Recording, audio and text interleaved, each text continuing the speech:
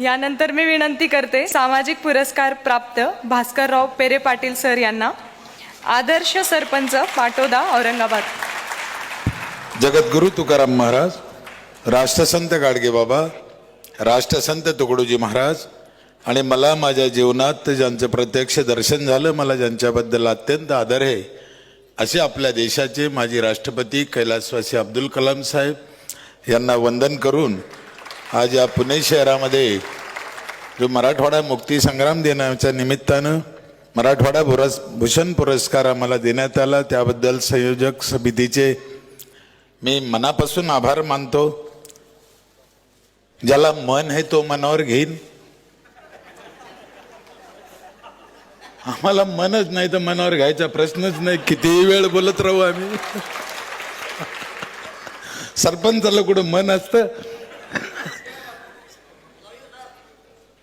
खरं म्हणजे एका सरपंचाला एवढा पुरस्कार देता ना, यांनी काय विचार केला मला माहित नाही, पण माझं भाग्य आहे की त्यांनी माझी निवड केली। कशातून केली मला माहित नाही। खरं तर मी अनेक मांजरं मारलेला माणूस आहे आणि आता हे मला काशीला घेऊन चाललेत, मला काही कळत नाही का, मला काय कळत नाही। काळे मांजरं मारले, कबरे बांडे मारले, पांढरे मारले, माझं पाप याच्या निमित्तानं धुवावं अशी त्यांची इच्छा असून म्हणून ते मला ती पुरस्कार देण्याचा प्रयत्न करीत असते। मी त्यांचे मनापासून धन्यवाद देतो। माझ्याकडे वेळ नाही आहे, खरं म्हणजे यांनी वेळ लयच कमी दिला, पण आता बरोबर आहे, एवढे मोठाले माणसं बसले इथे। प्रास्ताविकामध्ये सांगितलं की इथे ज्यांना पुरस्कार मिळाला त्यांचं खूप भाग्य उजळलं म्हणे, पण मी अंतकरणापासून सांगतो, मला उज्ज्वल साहेबाच्या हाताने तो पुरस्कार दिला, याच्यापेक्षा काही उज्ज्वल मला भवितव्य लागत नाही। खूप जरूरत नाही, काही जरूरत नाही, काही गरज नाही, याच्यापेक्षा काय पाहिजे। भास्कर पेरे माझं नाव आहे, 7वी शिकलेला माणूस आहे, जिल्हा परिषदच्या शाळेत, तिकडे काही नापास करीत नाही म्हणून 7वी। अनेक पुरस्कार मिळालेले हे गावाला, 2दा राष्ट्रपती पुरस्कार मिळाला, एकदा अब्दुल कलाम साहेबाच्या हस्ते, एकदा प्रतिभाताईच्या हस्ते। संत गाडगे बाबा अभियानात माझे गाव राज्यात प्रथम आलंय 2011ला, तेव्हा लोकाला माहीत झालं, मला लोक बोलवायला लागले, रोज लोक येतात, भेट देतात, अनेक मान्यवर आले, पहिले ग्रामविकास मंत्री, आताचे ग्रामविकास मंत्री मुनगंटीवार साहेब, पंकजाताई, आदित्य ठाकरे, शरद पवार साहेब, अनेक मान्यवर आले, खूप मदत केली गावाला, त्याच्यामुळे गावचा खूप विकास झाला। 5 गोष्टीवर आपण काम केलं पाहिजे। तुम्हालाही माझी विनंती आहे, पिण्याचं पाणी स्वच्छ पाहिजे, वापरलेलं पाणी जमिनीत जिरवलं पाहिजे, झाडं लावले पाहिजे, साफसफाई, शौचालयाचा वापर चांगल्या पद्धतीने झाला पाहिजे, मुलाचं शिक्षण चांगलं झालं पाहिजे। एवढ्या 5 गोष्टी जरी आपण केल्या किंवा ह्या कामात आपण हातभार लावला तर मला असं वाटतं खूप होईल। मी रोज लोकाला जातो, कलाम साहेबांनी आम्हाला शपथ दिली होती, तुमचं चांगलं झालं, तुम्ही इतर गावात जा, लोकांच्या पाय पडा, लोकाला विनंती करा। रोज जातो, 5000 गावात आत्तापर्यंत गेलो असन। परमेश्वराने मला संधी दिली, मला मुलगा नाही, शेती नाही, 1 गुंठा जमीन नाही, बकरी नाही, कोकरी नाही, म्हणून फ्री आहे, रोज जातो। वारकरी संप्रदायात जन्माला आलेला माणूस आहे। बायको रात्री एकदा फोन करून चौकशी करून घेते, सकाळी एकदा विचारती, गोळ्या बिळ्या खाल्ल्या का, आपण हाव म्हणलं, मग ती कपडाला ठपका मारून घेते, हाय वा आपला माणूस। काही लागत नाही जीवनात, आता काही लागत नाही। याच्यापेक्षा माझी काही कामाची पद्धत आहे। खरं म्हणजे सरपंच म्हणजे निळूभाऊंना एक बदनाम करून ठेवलेला माणूस आहे। आज जर निळूभाऊ असते तर खूप चांगला पिक्चर त्याने एखादा काढला असता आमच्यावर, पण त्या काळात तसेच होते, त्यामुळे त्यांना तसेच दिसले। माझ्या कामाची 1-2 पद्धत सांगतो, सॉरी माफ करून, आणि 2 मिनिटात मी आटपितो मी कशाने सक्सेस झालो। माझी कामाची पद्धत अशी आहे, मी एका ऑफिसमध्ये गेलो, तिथं लिहिलं होतं इथं थुकू नका। मी इकडे पाहिलं, थुकायलाच काही नाही तिथं। घरी गेलो, ग्रामसेवकाला म्हणलं, यार तुमच्या पंचायत समितीत असं लिहिलं, मला काही हे आवडलं नाही। ते म्हणे मग काय करायचं? म्हणलं आपलं इथं असं कर, सगळ्या गावात बेसिन बसव। 40 बेसिन बसवले रस्त्यावर, 24 घंटे पाणी आहे त्याला, आणि त्या बेसिनवर काय लिहिलं माहिती आहे? इथं थुका, इथं थुकू नका। हे मला पटत नाही, ती माझ्या कामाची पद्धत नाही।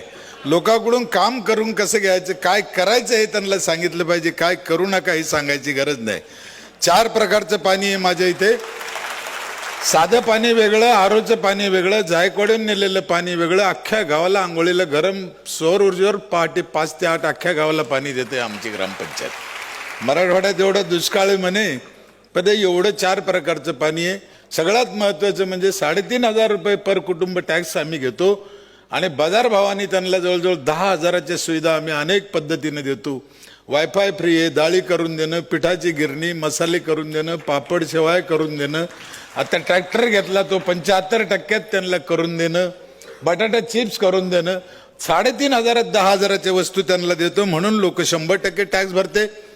टॅक्स भरणाऱ्या पहिल्या आठवड्यात टॅक्स भरणाऱ्या लोकांच्या हाताने मी 15 ऑगस्ट 17 सप्टेंबर 26 जानेवारी 1 मेचं झेंडावंदन करतो.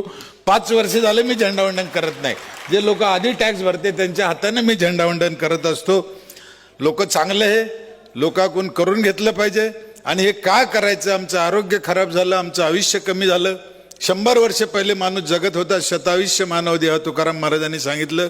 60-65 वर्ष आम्ही जगत नाही. माझं ठाम मत आहे, सरपंचाचं पाप आहे म्हणून माणूस 60 वर्षावर आला. याला आम्हाला बदलायचं आहे. कारण सरपंचाचं पाप नाही तर मग काय पाकिस्तानचा हात आहे का?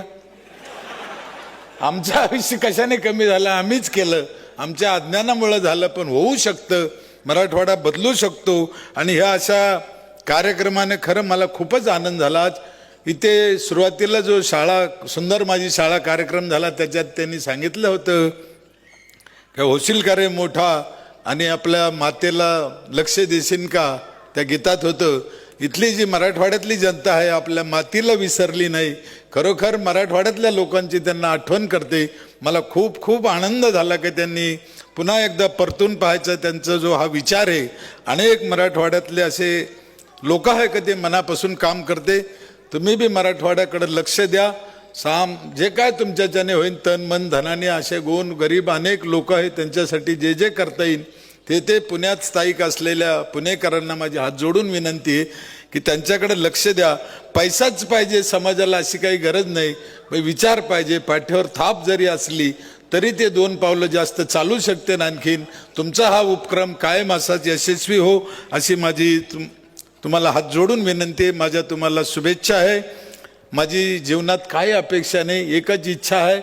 एवढा भाग्यवान तर मी असू शकत नाही, पण ज्या पद्धतीने कलाम साहेब गेले, कुठंतरी एका शाळेत बोलताना गेले, असंच मी एखाद्या गावात बोलताना जावं याची एवढीच माझी शेवटची अपेक्षा आहे. यापेक्षा दुसरं काही नाही आहे. म्हणून पुन्हा एकदा मी सगळ्यांचे मनापासून आभार मानतो. झाडं खूप कमी झाले म्हणून पाण्याचं दुर्भिक्ष आपल्या मराठवाड्यामध्ये आहे.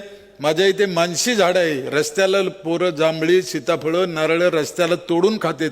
फळं लागलेले पोरं फळं तोडून खाते, खूप आनंद वाटतो. आणि जसा मी वरून काळा आहे तसा 10 पट आतून काळा आहे, म्हणून ते शक्य झालेलं आहे. सरपंच तसा हरामी पाहिजे, साधा सोपा सरपंच असून हे शक्य होत नाही. एकदा वड सावित्री पौर्णिमेला मी अख्ख्या महिलाच्या गावाकडून वड लावून घेतले होते.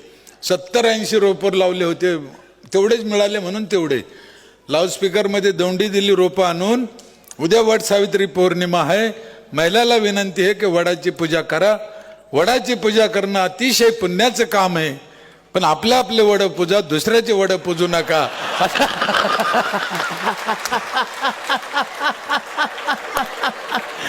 तर त्या वडाच्या रोपावून गावात भांडणं मारामारे झाले होते आणि ते वड लावल्या गेले.